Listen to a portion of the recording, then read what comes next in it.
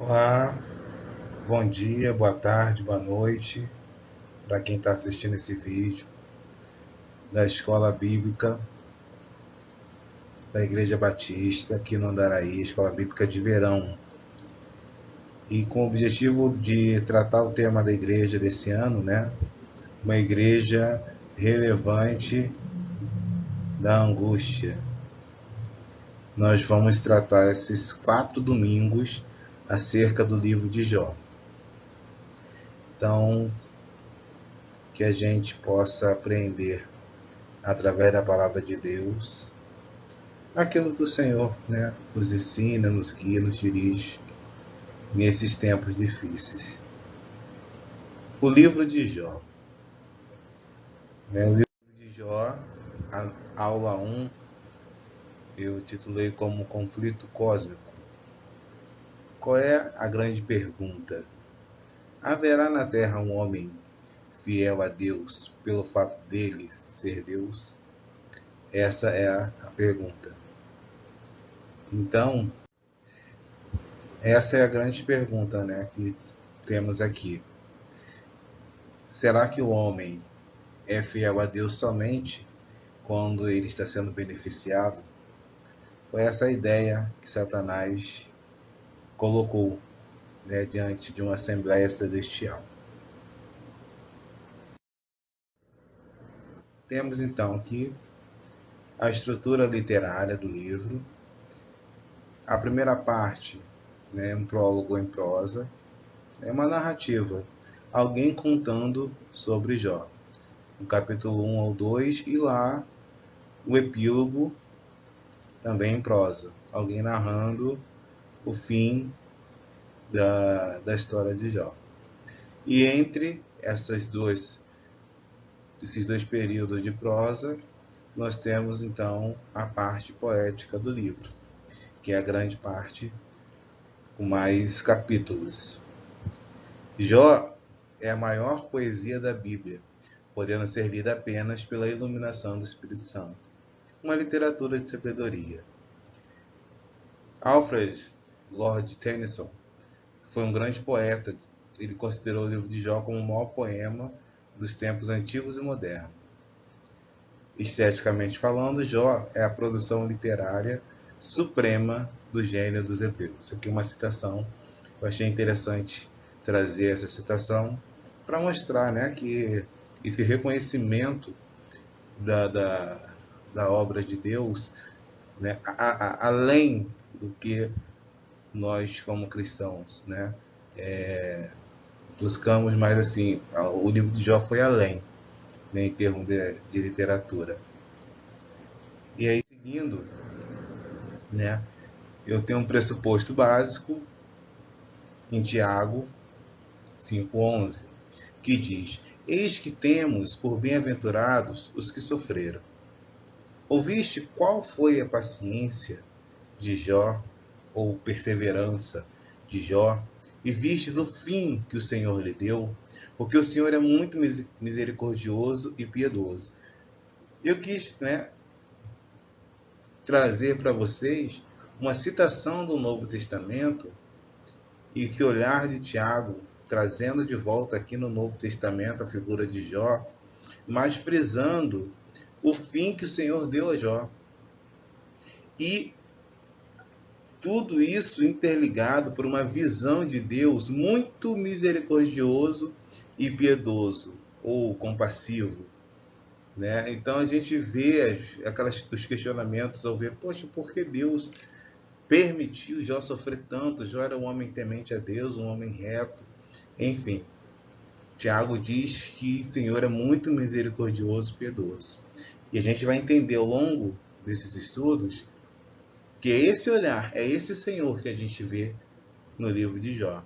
Se a gente não encontrar, a gente precisa ler mais vezes e entender qual o propósito.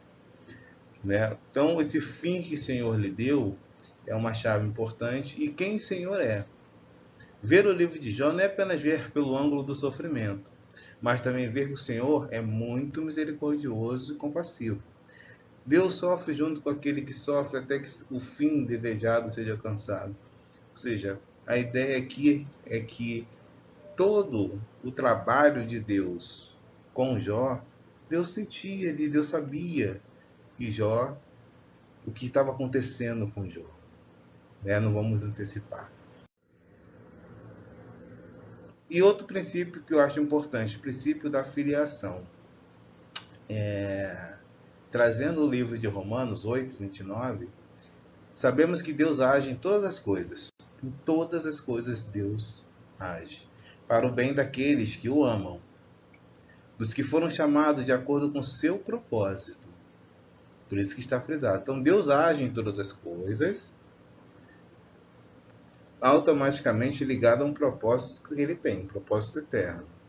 Por daqueles que de antemão conheceu, ou seja, o propósito eterno, por isso, pois, aqueles que de antemão, é um propósito, que foi feito desde antes da fundação do mundo. Ele também os predestinou para serem conformes à imagem de seu Filho, a fim de que ele seja o primogênito entre muitos irmãos.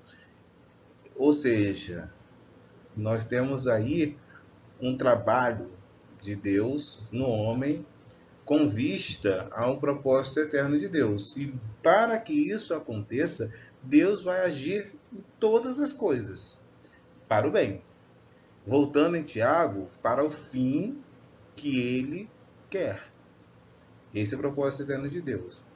A revelação divina na Bíblia é progressiva. Até o tempo de Jó, os pecadores faziam a redenção de Deus com o derramar de sangue da oferta queimada. Não tinha sido revelado acerca de regeneração, renovação, transformação e glorificação. Isso é uma visão do Novo Testamento, do trabalhar de Deus com vistas ao seu propósito eterno. Propósito eterno. Só que a gente vai ver isso no livro de Jó. Um trabalhar de Deus com vista a dar a Jó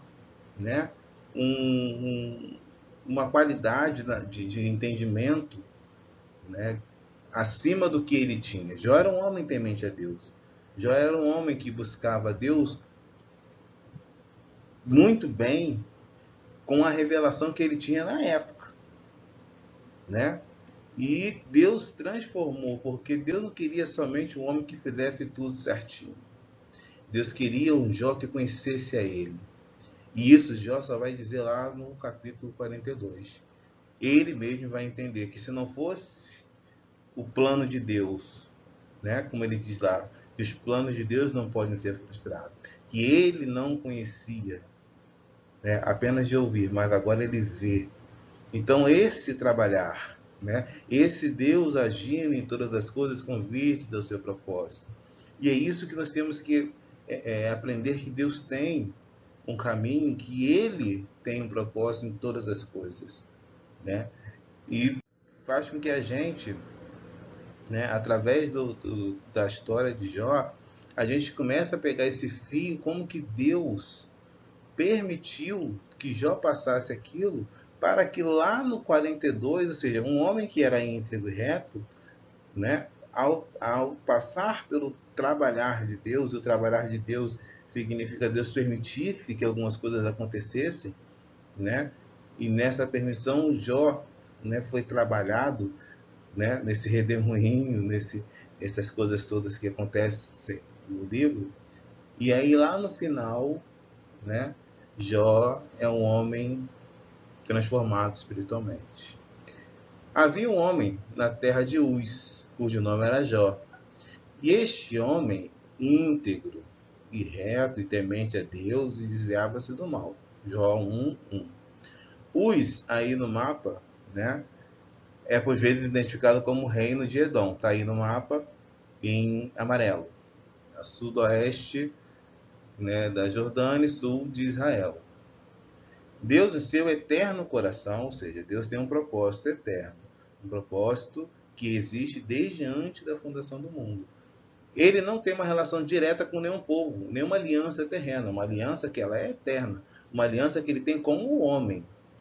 Tanto que a aliança que ele vai fazer no Sinai com Israel é um tempo depois, o tempo de Jó é um tempo antes. Então, para entender que Deus ele faz uma aliança com o homem, a aliança que ele faz com o homem é uma aliança eterna. né? É um propósito eterno de Deus. Uma curiosidade, né? Jó, ele com certeza, né, ele viveu antes dos patriarcas. Aí tem esse mapinha aí, né? Jó aparecendo, né, até antes de Abraão, né? Ou seja, Jó é no período dos patriarcas. Então, seguindo aqui, né, ele deve ter vivido na época dos patriarcas hebreus. Acreditam que a narrativa primeiramente circulou sob a forma de tradição oral. Ou seja, essa história foi passando ao longo do tempo, até que foi reduzida à forma escrita no século V ou IV antes de Cristo. Seguindo aqui.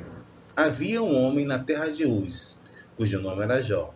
E este homem era íntegro, reto e temente a Deus e desviava-se do mal. Íntegro, reto. Ser íntegro está ligado ao homem interior e reto está ligado ao homem exterior. Íntegro, ele é íntegro diante das coisas de Deus. Jó era um homem que buscava a Deus. Jó oferecia sacrifícios para que os seus filhos, né, tivessem ali a bênção de Deus. Né? Os filhos de Jó, né, faziam algumas festas, e Jó, preocupado sempre com a vida espiritual dos seus filhos, apresentava ofertas para Deus. Jó era reconhecido exteriormente, né, por suas atitudes, por ser um homem honesto, por ser um homem, né, digno. Então, ele também era um homem temente a Deus, e ele se desviava do mal. Mas Deus não fez o homem apenas para temê-lo, sem fazer nada de errado. É óbvio que é muito bom que o homem tema a Deus, que o homem se desvie do mal, que seja íntegro, que seja reto. Mas Deus fez o homem para expressá-lo, como está lá em Gênesis 1, 26. Façamos o homem em nossa imagem e semelhança. Será que Jó, reconhecidamente aqui, um homem íntegro, reto, temente a Deus, que desviava-se do mal, precisava de mais alguma coisa? Exteriormente, aos olhos humanos e até aos olhos do próprio Jó, não. Por quê? Porque o Jó, ele era um homem, entre aspas, perfeito, segundo a revelação que ele tinha de Deus. Só que, em Jó 2, né, versículo 3, Jeová fala para Satanás que Jó ainda mantinha a sua integridade. No versículo 9, a esposa de Jó pergunta: você ainda conservas a tua integridade? Em Jó 27,5, Jó diz a seus amigos: até que eu expire, nunca afastarei de mim a minha integridade. Em Jó 31,6, Jó declara: deixe Deus conhecer a minha integridade, esse homem interior que eu sou. Como Deus sabe quem eu sou, Deus sabe da minha integridade, Deus sabe que eu sou um homem temente a Deus. E isso era suficiente? Jó, sim, para Jó era suficiente. Para até o ponto que ele entendia, né, de servir a Deus, também era suficiente. Mas havia um homem na terra de Uz, cujo nome era Jó, e este homem, íntegro, reto, temente a Deus, desviava-se do mal. Eticamente falando, Jó era muito bom. Aos olhos humanos, não havia problema com Jó. Até Deus reconhece isso.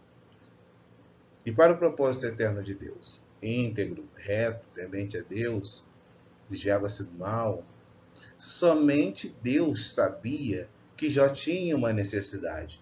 Ele carecia de Deus. Ele ia usar duas frentes para trabalhar o seu propósito na vida de Jó.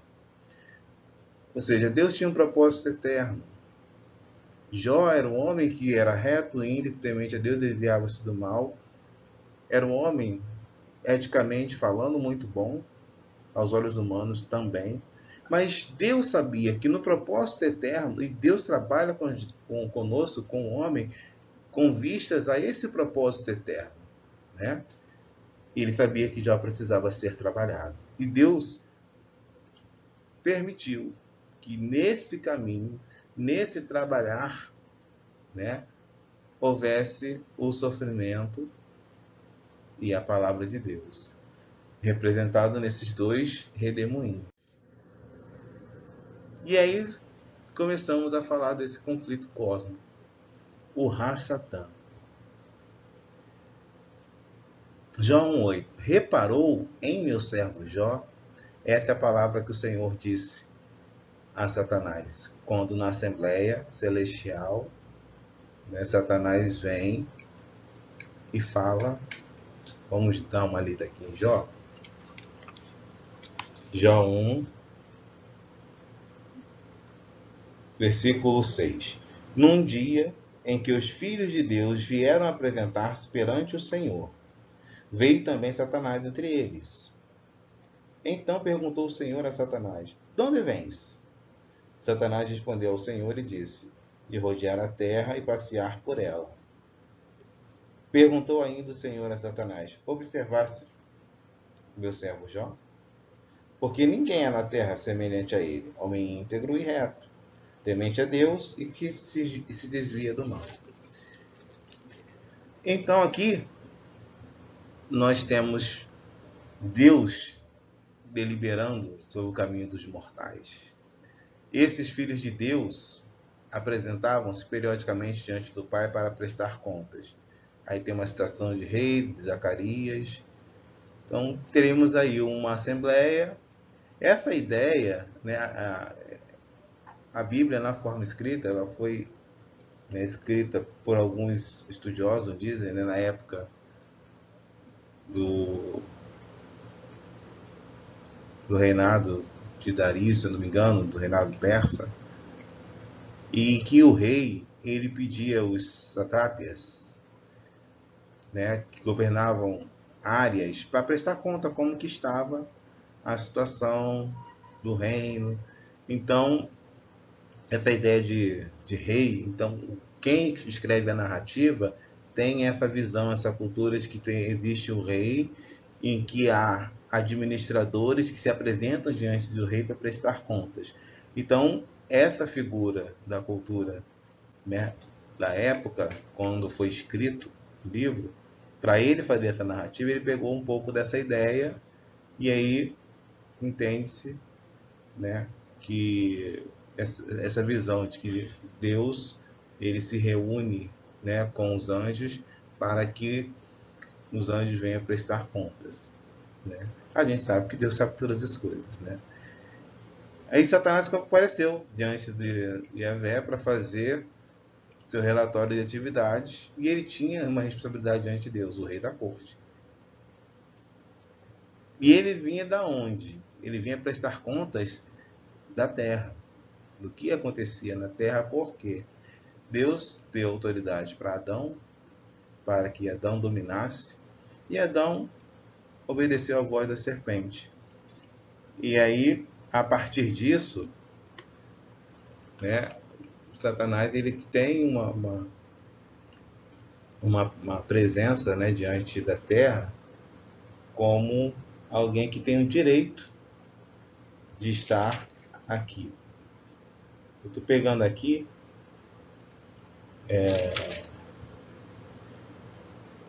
lá em Lucas,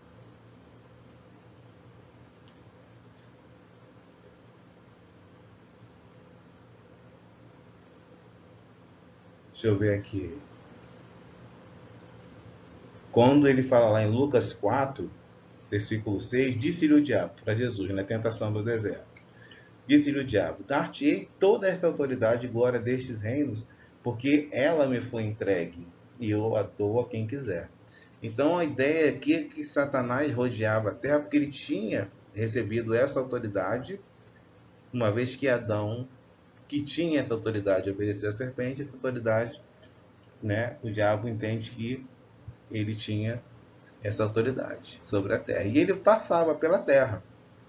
Ele guiava pela terra, uma espécie de vagabundo espiritual, né? Botei esse título aí. Em que sentido? Andando passeando pela terra, observando os homens, né?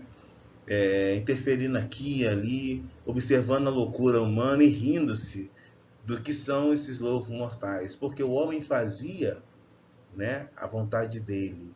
Então ele estava, né, sobre a terra, num lugar onde tudo que acontecia, né, estava de acordo com o que ele queria que acontecesse. E aí ele chega diante do Deus, diante do rei, diante do soberano e vem prestar, né, conta. De onde ele vem? De rodear a terra. E ele viu o que ele vê na terra. O que ele via na terra? Ele via os homens vivendo loucamente, sem temor a Deus, fazendo suas vontades, fazendo o que bem entende. E ele satisfeito. Mas aí Deus pergunta para ele: reparou, meu servo Jó? Ou seja, por mais que os homens na terra estejam corrompidos, estejam, né, fazendo a vontade do diabo, existia ali, né, um homem na terra que não fazia. Ele era temente a Deus, ele era íntegro, e Deus reconheceu ele e falou: olha só, tem lá, Jó, reparou em Jó?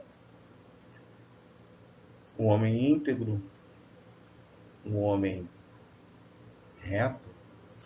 E assim, Satanás lança o argumento, que é o conflito cósmico.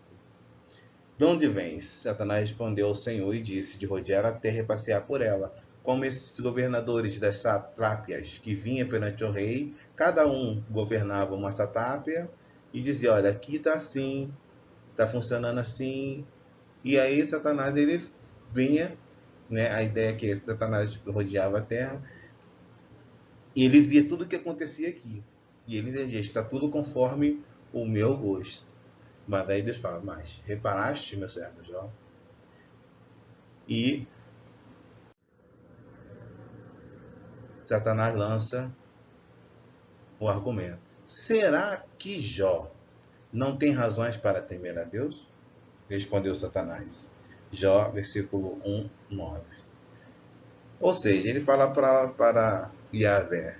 Ele chega diante do rei, fala: mas o que ele faz porque tem uma razão. Ele não faz sem motivo, livremente. Então o que ele quer dizer? Que o homem aqui na Terra, ele não é capaz de adorar a Deus em espírito e verdade. Ele só é capaz de adorar a Deus porque existe uma causa. E ele fala: você abençoou Jó de todas as formas, você colocou uma sebe, né, em torno de Jó, abençoando ele, a vida dele. Por isso que ele, né, teme ao Senhor, né? Jó era um homem sábio, porque ele era um homem temente a Deus, né? O temor do Senhor é o princípio da sabedoria. Jó era um homem sábio. Só que Satanás lançou um argumento. Aí Deus, já sabendo de todas as coisas, porque Deus é onisciente, Deus não vai discutir, né? Deus não tem opositor, Deus é onipotente. E aí Deus, sei ok.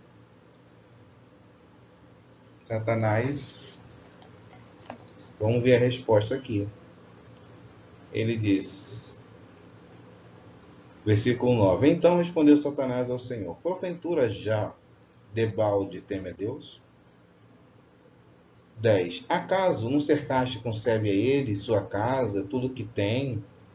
A obra de suas mãos abençoaste, e os seus bens se multiplicaram na terra?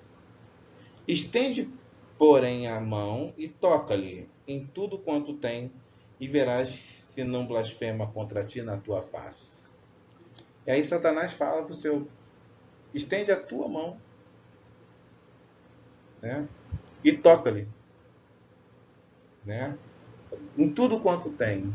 Ou seja, óbvio que o Senhor não ia fazer isso, mas no propósito eterno de Deus, Deus sabia que Jó precisava ser trabalhado porque Jó tinha um nível de revelação de Deus e Deus queria levá-lo a um outro patamar de conhecimento de Deus.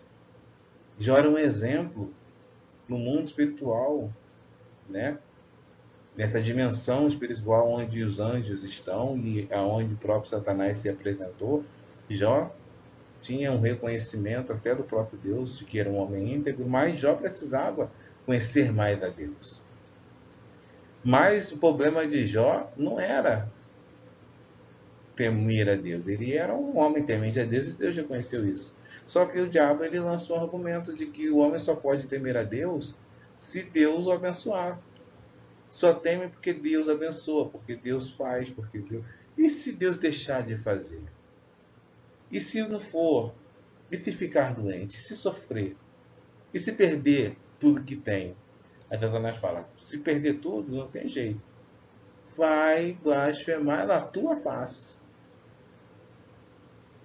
E aí, então, pegando aqui um exemplo, né, João, então Jesus respondeu, não fui eu que escolhi os 12, todavia um de vocês é o diabo. Ou seja, o próprio Judas, né, ele acabou cumprindo um propósito, né, de Deus, no sentido de que ele, nas suas escolhas, acabou sendo o meio, né, no qual o nosso Senhor foi entregue nas mãos daqueles que iam sacrificá-lo. Então, ele foi, entre aspas, um agente inimigo, mas que, para todas as coisas, cooperam para o bem daquele que ama a Deus. Então, o propósito de Deus ele vai se cumprir, né? E Judas foi esse agente, né, que por causa de si mesmo não reconheceu, né, a salvação de Cristo que era ali diante dele, acabou sendo um agente do inimigo, mas que foi o meio pelo qual nosso Senhor foi possível ser entregue, denunciado por aqueles que iam sacrificá-lo. E Satanás, ele também foi esse meio na vida de Jó.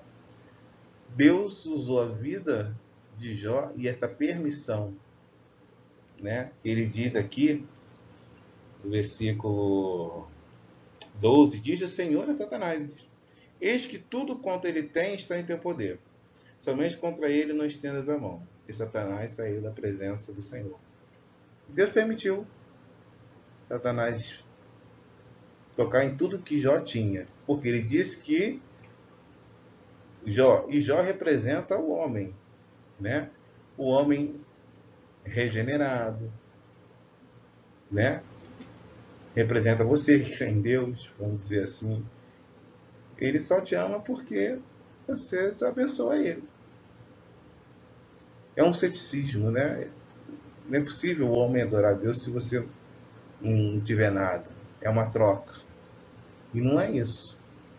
Deus fala aqui, ele busca adoradores que o adorem em espírito e em verdade. E esses adoradores, eles existem.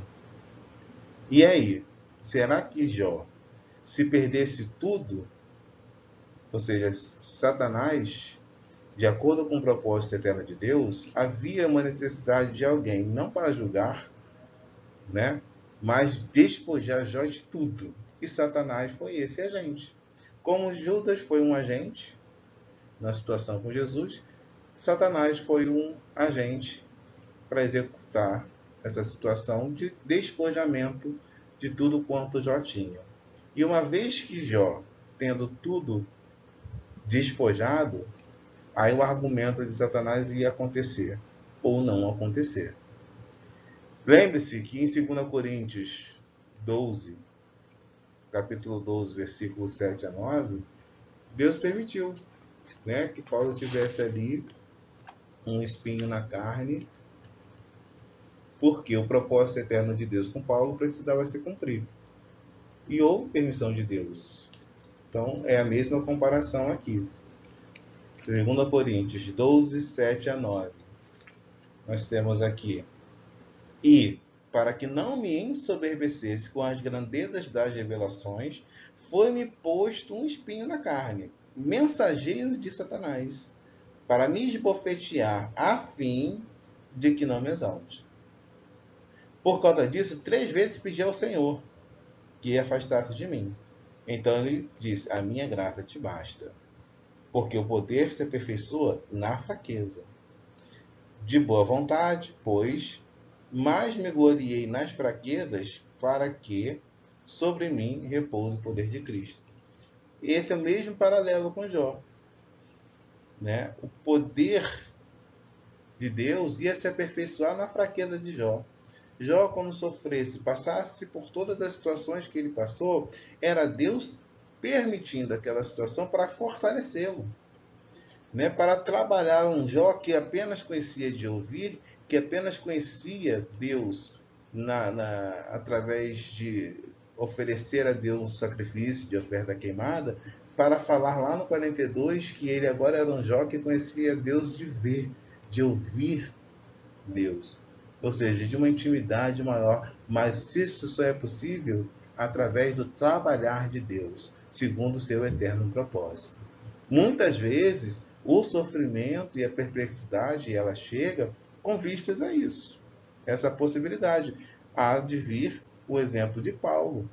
Paulo, isso aqui era para que eu não me ensoberbecesse. Então, já que é assim, né, mais me gloriarei então nas fraquezas. Né? Então, é mais ou menos esse paralelo que eu trazei de Jó. E aí Satanás ele acusa o homem dia e de noite, Apocalipse 12, diante de Deus, diante do rei. E qual é o grande conflito cósmico então? O homem pode amar a Deus independentemente de ser abençoado por Deus? Jó manifesta seu ceticismo. E aí? Jó era grande testemunha, porque quando Satanás ele fala isso diante da Assembleia Celestial, onde todos os filhos de Deus estavam ali, né? Todos ouviram o argumento de Deus. E Deus não ia lutar com Satanás. Deus não tem opositor. Deus escolheu, Deus permitiu que Jó, um homem na terra de Uz, um homem íntegro e reto, fosse, na verdade, esbofetear Satanás, né? Refutando completamente esse argumento de Satanás.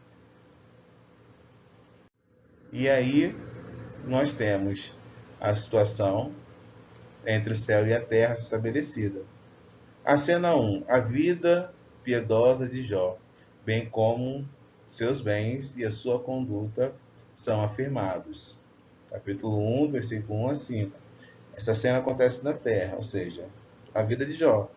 Era um homem piedoso, tinha seus bens, tinha sua família. Cena 2. Satanás comparece à Assembleia Celestial e demanda a vida de Jó em provações. Isso aconteceu no céu, na Assembleia Celestial. Então, entre o céu e a terra, acontece muita coisa, né?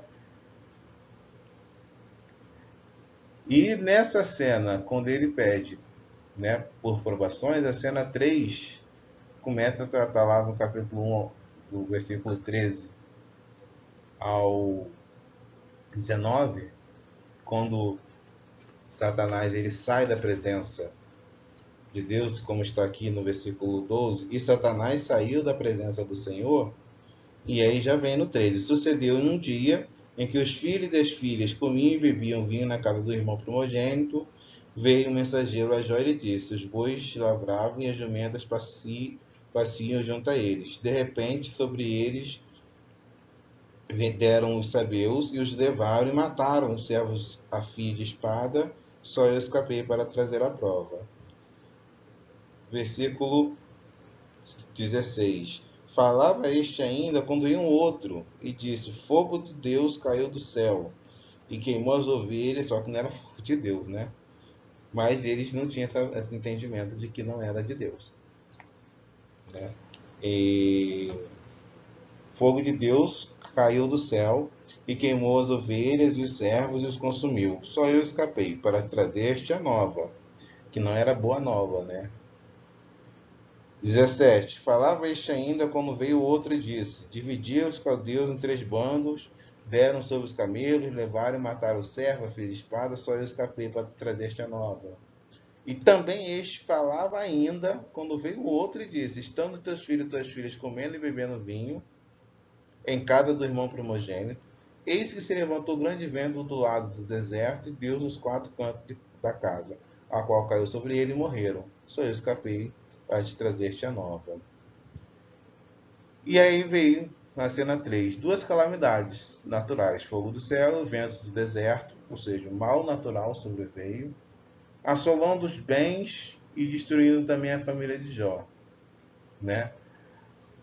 E roubaram tudo quanto ele possuía. Tudo isso em um dia. Isso aconteceu na terra. O problema do mal resultou da vontade perversa do homem e de desastre natural. Ou seja, os assaltos que vêm, que os sabeus, né? Os caldeus, versículo 17, e os sabeus, no versículo 15, né?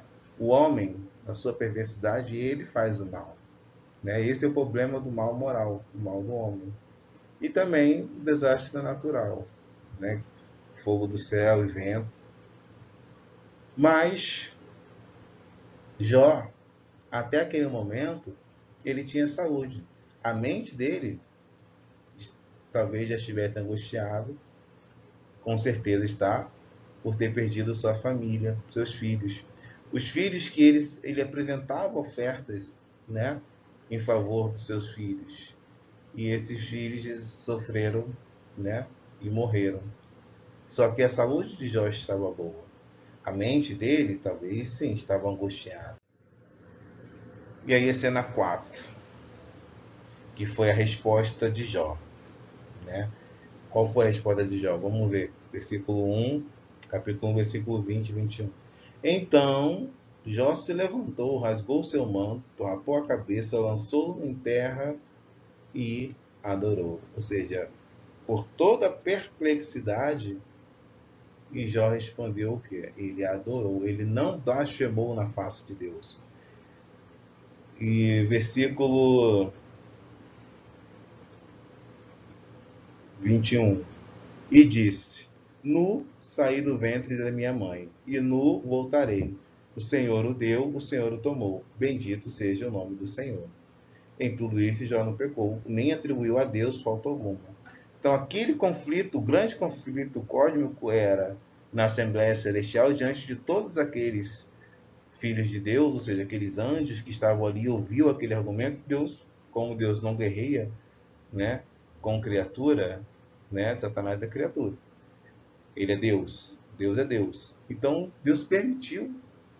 Jó foi um grande testemunho diante de toda aquela Assembleia Celestial, porque Satanás disse que ele blasfemaria. E Jó, o que ele fez? Na verdade, ele adorou. E aí eu lembro aqui um pouco a nossa missão, né, enquanto igreja, de ser essa testemunha, que até os anjos, né, eles olham para a igreja, né, procuram ver essa sabedoria. Vou ler aqui Efésios 3, vou ler do versículo 8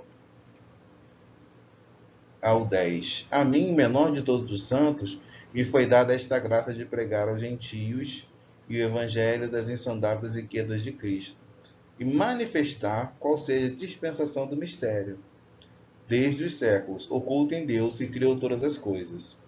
Versículo 10, e é isso que eu quero falar, que foi o que aconteceu com Jó. Para que, pela igreja, a multiforme sabedoria de Deus se torne conhecida agora dos principados e potestades nos lugares celestiais. 11. Segundo o eterno propósito que estabeleceu em Cristo Jesus, nosso Senhor. Ou seja, Jó, pode-se dizer que ele manifestou essa sabedoria de Deus. Ele falou: Deus deu, Deus tomou.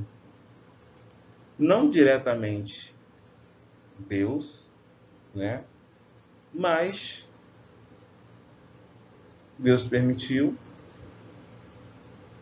Mas Jó nunca tinha lido o livro de Jó, né? Jó, ele era o ator, né, do livro, mas ele não via a dimensão que acontecia na dimensão espiritual. Então ele disse: Deus deu, Deus tomou. O coração dele continuou íntegro. O coração dele continuou íntegro. E aí essa cena 4 é a resposta de Jó, insuportável a Satanás. E aí ele vai e aparece na Assembleia Celestial outra vez e demanda que as perdas de Jó cheguem agora à sua carne, ou seja, ao mal físico. Ou seja, na parte dos bens, ele falou: tira tudo quanto que ele tem. Ele tirou. Deus vai lá, está permitido. E aí Jó ganha de Satanás. Ou seja, foi permitido um sofrimento, mas a resposta de Jó foi um grande testemunho, né, para aquela assembleia que ouviu aquele argumento de que o homem, se tirasse tudo que ele tem, ele blasfemaria na face de Deus. Muitos fariam, mas Jó não fez. E aí, Satanás, não suportando, ele vai lá e demanda agora o que é? Que as perdas cheguem à carne de Jó. Aí, ou seja, Jó passa numa prova primeira e é aprovado.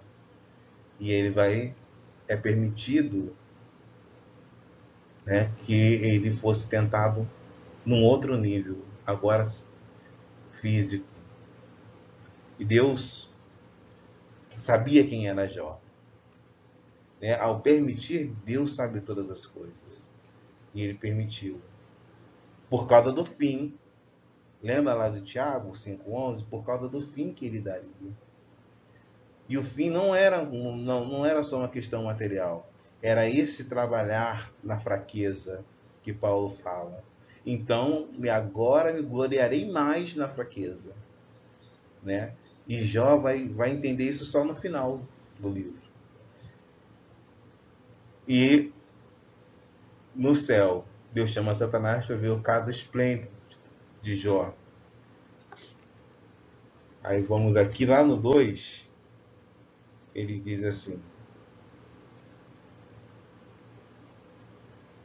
num dia que os filhos de Deus vieram apresentar-se perante o Senhor de novo, veio Satanás entre eles de novo apresentar-se. Aí versículo 2, o Senhor diz a Satanás: de onde vens?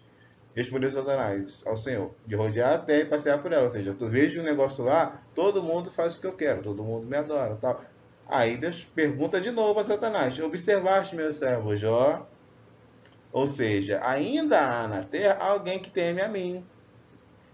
Inclusive, olha o detalhe. O Senhor disse a Satanás: de onde vens? Respondeu Satanás ao Senhor e disse: de rodear a terra e passear por ela.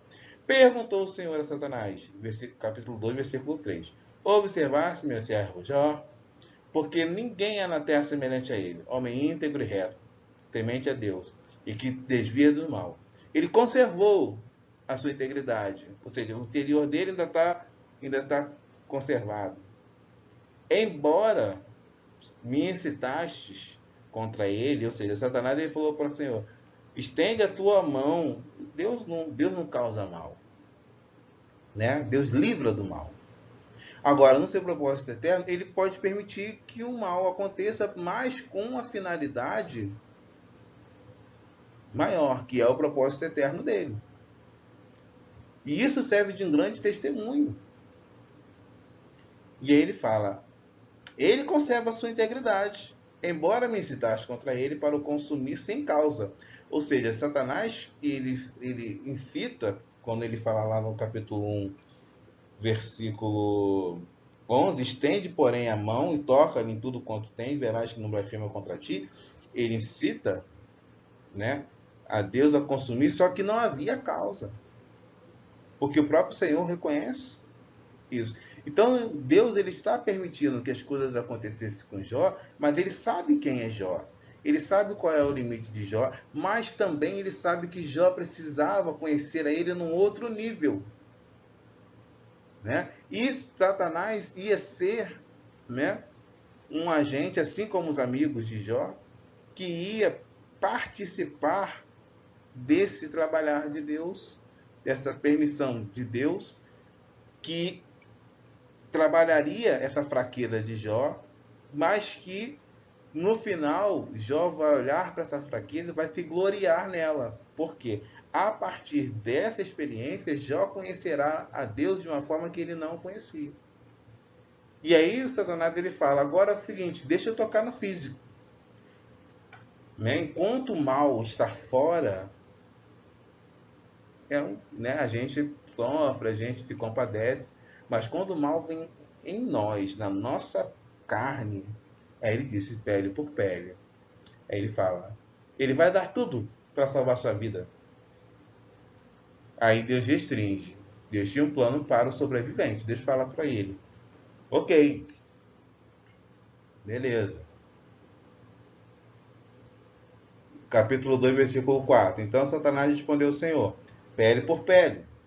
E tudo quanto o homem tem, dará pela sua vida. Ou seja, ele pode... Então, tudo bem. Meu primeiro argumento, perdi.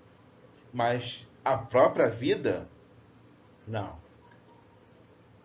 Para salvar sua vida, o homem dará tudo. Aí Deus fala. Capítulo 2, versículo 5. Estende, porém, a mão, toca-lhe nos ossos e na carne. Satanás dizendo, né? Perdão. Satanás falou, estende, porém, a mão e toca-lhe nos ossos e na carne, e verás se não blasfema contra ti. Ou seja, citando de novo, né? E aí Deus disse a Satanás, eis que ele está em teu poder, mas poupa-lhe a vida. Ou seja, essa permissão de Deus, Deus sabia quem era Jó. Né? E sabia que no propósito eterno dele, Deus tinha um plano, não só para que Jó, na sua fraqueza, tivesse um conhecimento, uma revelação de Deus, né? Mas, né, ele tinha o quê? Um plano para o sobrevivente. Quando ele diz não tire-lhe a vida, poupe-lhe a vida, significa que Deus já tinha um plano para o Jó que não morreria. Morrer não é morrer, mas ele ia passar por uma aprovação. E com certeza, se Deus tinha um plano para o sobrevivente, ele com certeza sairia dessa aprovação melhor. Então, às vezes, a angústia, o sofrimento vem como uma aprovação e a gente tem que entender, né? É que a gente não lê o livro da nossa vida, né? Como já não lia. Então é difícil, mas a gente tem que confiar no propósito, né, eterno de Deus. E aí, cena 5. Mesmo perdendo tudo, mergulhado na perplexidade, Jó não blasfema contra Deus. Capítulo 2, versículo 8. Jó, sentado em cinza, tomou o caco para com ele raspar-se. Versículo 9. Então sua mulher disse, ainda te conservas tua integridade? Amaldiçoa Deus e morre. Versículo 10. Mas ele lhe respondeu, falas como qualquer doida. Temos recebido o bem de Deus e não receberíamos também o mal? Em tudo isto não pecou Jó com seus lábios. Ou seja, Jó ainda tinha um conhecimento de Deus, né? Deus daria o bem, mas Deus daria o mal, né? Então essa coisa de retribuição, então eu faço certo, por isso que eu recebi o bem. Só que aí eu devo ter feito alguma coisa errada, por isso que eu recebi o mal? Aí Jó, essa é a grande questão. O Jó não tinha, era sem causa. Os amigos de Jó vão dizer assim, não, então não é possível. Se o bem, quando tu tava tudo bem, é porque tu fazia o bem. Se aconteceu alguma coisa de mal, alguma coisa errada tu fez.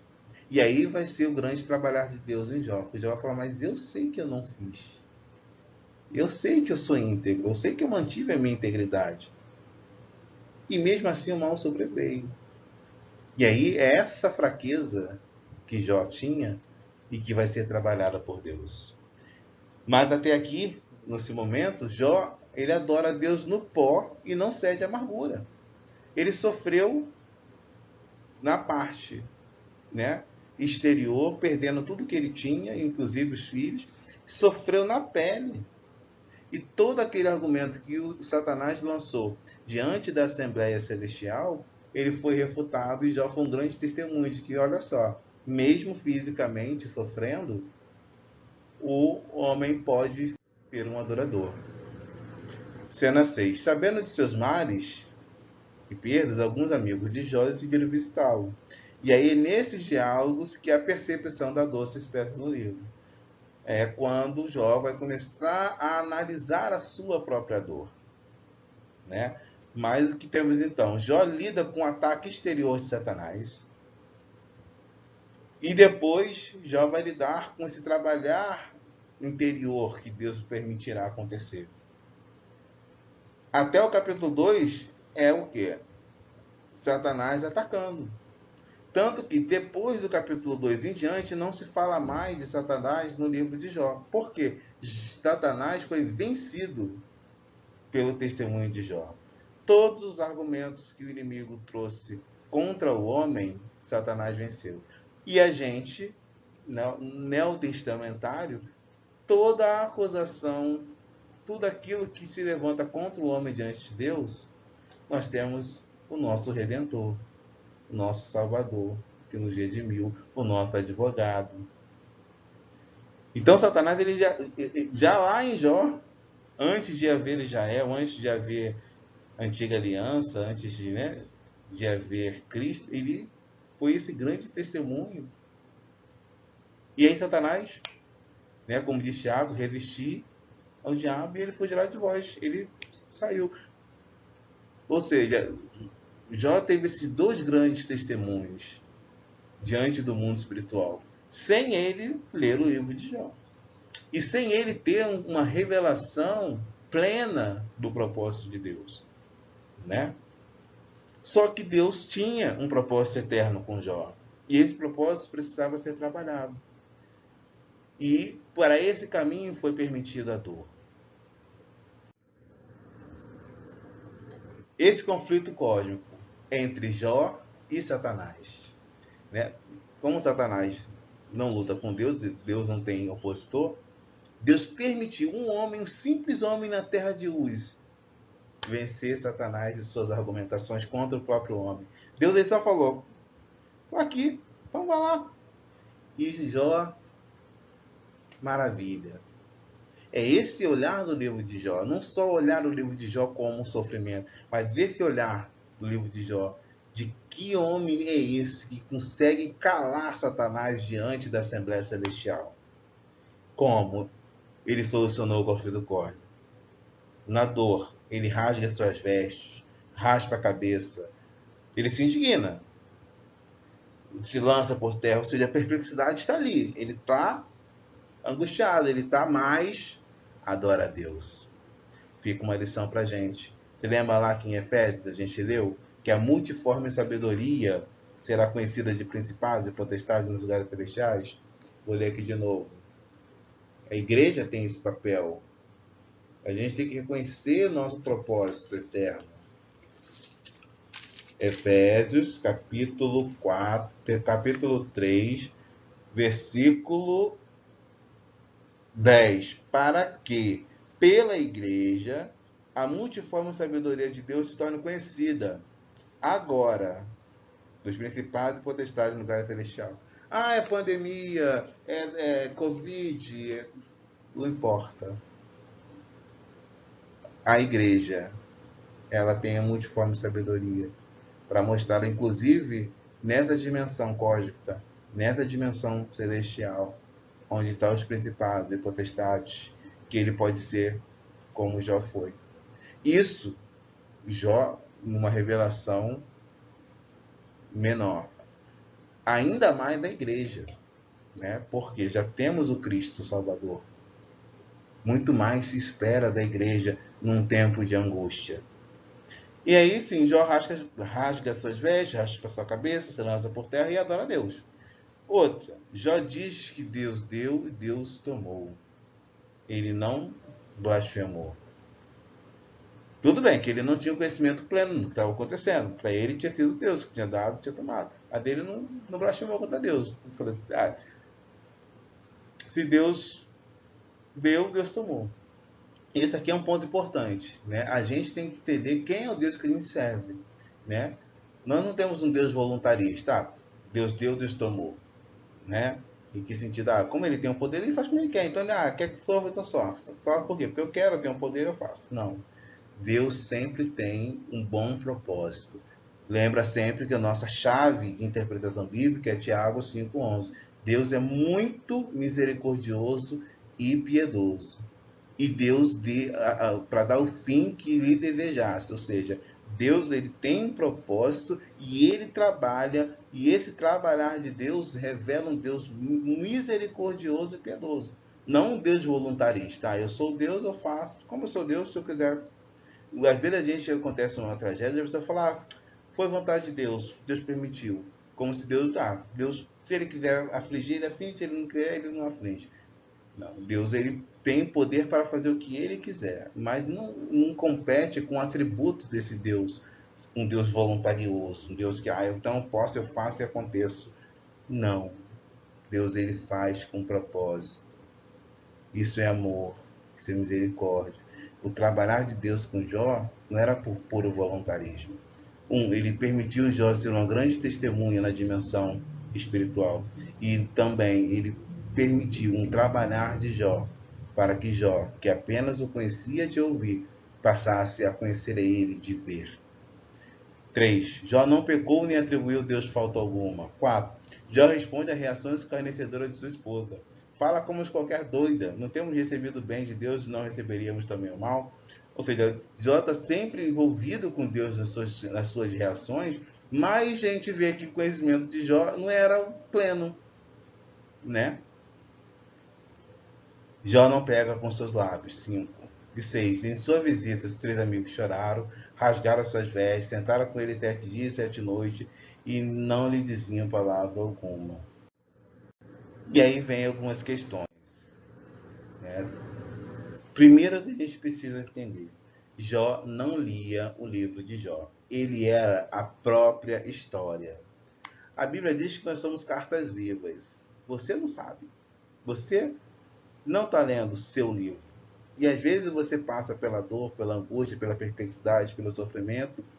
Mas, lembrando de Tiago, nós conhecemos um Deus que ele é muito misericordioso e piedoso. Lembrando que ele está se referindo na situação de Jó. Mas Deus não muda. Deus é o mesmo. Nós também não lemos o livro da nossa vida. E que a gente possa responder a Deus, como Paulo fala, na nossa fraqueza, né?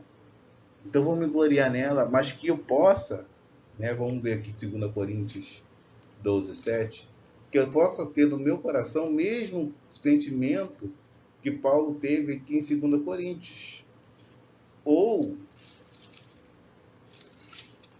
deixa eu pegar aqui, 12, 9. Então me disse, a minha graça te basta, porque o poder se aperfeiçoa na fraqueza. De boa vontade, pois mais me gloriarei nas fraquezas, para que repouse sobre mim o poder de Cristo. Então, nós estamos falando aqui do sofrimento, né, com permissão de Deus, para que um propósito maior de Deus aconteça na nossa vida. Não estamos falando do sofrimento causado, né? A pessoa vai fazer uma coisa errada e aí depois fala assim, não, foi Deus. Não, foi você que fez errado e aí você está colhendo, né? Não se engane, né? É óbvio que Deus pode mudar, e porque havendo arrependimento, todas as coisas erradas são, né, anuladas, vamos dizer assim. Mas também, se fizer alguma coisa errada, segundo a lei do homem, vai ter que pagar, né? Vai ter que dar contas da sua responsabilidade. Então, se você sofre por uma responsabilidade sua, você vai ter que assumir a sua responsabilidade naquilo ali. Nós estamos falando de um sofrimento que às vezes é inexplicável, né? Não tem uma causa específica, né? A gente Como a gente vai entender, por um exemplo dessa pandemia aí, que a gente vive no ano de 2020 para 2021, quanta gente que não está nem aí para proteção, para máscara, para distanciamento social, pega Covid, nem sabe que pegou e ficou assintomático. E aí você vê pessoas ali, pessoas boas, temente a Deus, reto, íntegro, que morreram de Covid. Gente até jovem, né? Então a gente tem coisas que a gente não sabe dimensionar, né? A gente não lê o livro da nossa vida, a gente não lê o livro da humanidade. A gente tem vislumbres, porque a Bíblia, né, que é a nossa guia, ela fala dos tempos difíceis que a gente vai passar em tempos de fim antes da volta de Jesus. Então a gente não é para ficar perplexo, é para a gente entender os tempos. Jó não lia o livro de Jó, ele era a própria história. 2. Considere isso. Os amigos de Jó vinham apenas do cenário imediato de suas tragédias. Ou seja, os amigos de Jó, assim como o Jó, ele via aquilo ali. Bom, a vida de Jó era um exemplo, era tudo certo, tudo bem. Agora está tudo errado. E ele só consegue interpretar naquele nível ali, né? E aí que a gente vai ver na tela seguinte. Muitas vezes a gente, quando vai falar com alguém que está em angústia, a gente só consegue ver o cenário imediato. A gente não consegue ver de uma forma mais ampla. Então a gente pode aprender, principalmente nós como igreja, que, né, somos servos de Deus e filhos de Deus, para ser alguém relevante numa perplexidade, numa angústia, a gente tem que tentar evitar somente ver o cenário imediato. A gente tem que ter um olhar mais amplo, nós temos que ter um discernimento um pouco maior. A gente tem que estar orando mais, pedir essa sensibilidade do Espírito Santo para que a gente consiga ver um pouco mais além, né? E poder, né, ser relevante de uma forma mais precisa. 3. Jó e os amigos de Jó, ninguém aqui na Terra, a esposa de Jó, não sabiam sobre a demanda de Satanás. Ou seja, não sabia que Jó estava num cenário de um grande debate ali dos argumentos de Satanás. Eles não sabiam. Mas, da mesma forma que não sabiam isso, não sabia que aquela reação de Jó ia ser um grande testemunho, né, que ia envergonhar Satanás. Mas Deus sabia todas as coisas e permitiu. 4. A força e a simultaneidade dos eventos, ou seja, aquele vento, aquele fogo do céu, aqueles sabeus, aqueles caldeus, um em cima do outro, um vento em cima do outro, faz com que a nossa mente humana pense que é algo de errado e maligno. A gente fala, bom, gente, está acontecendo uma tragédia atrás da outra, tem que ter alguma coisa errada. E se for crente, vai dizer assim, será que eu fiz alguma coisa errada? Será que Deus não está ouvindo a minha oração? Será que o que está acontecendo? Né? E aqueles que às vezes nem é não são nascidos de novo, né? Que olha e fala assim, mas gente, ele é crente, olha isso, o filho morre, né? Vamos pegar o exemplo do Jó, o filho morre, perde tudo, fica doente. Imagina um Jó moderno, como que seria? Talvez a gente mesmo na igreja falaria, gente, tem alguma coisa errada, gente. Tem alguma coisa errada, né? E a força e a simultaneidade do evento, ele faz a nossa mente humana fazer algumas interpretações erradas. 5. Sendo já um homem bom, suspeita-se que algo oculto está envolvido. Ou seja, se há alguma coisa errada, é possível. Alguma coisa aqui no oculto está acontecendo. Por quê? Porque a nossa mente humana precisa dessas respostas. Só que Deus ele não está preso à nossa capacidade, à nossa mente humana. Ele tem um eterno propósito. É em cima do eterno propósito dele é que ele trabalha. Então que a gente possa cada vez mais buscar entender esse propósito de Deus nas nossas vidas. 6. Nós nunca queremos que o prêmio da bondade seja calamidade. Ou seja, Jó, ele sofreu a calamidade, os ataques de Satanás, porque ele era bom. Ou seja, o prêmio da bondade de Jó foi perder tudo, perder os filhos. E a gente não quer isso. Mas, por quê?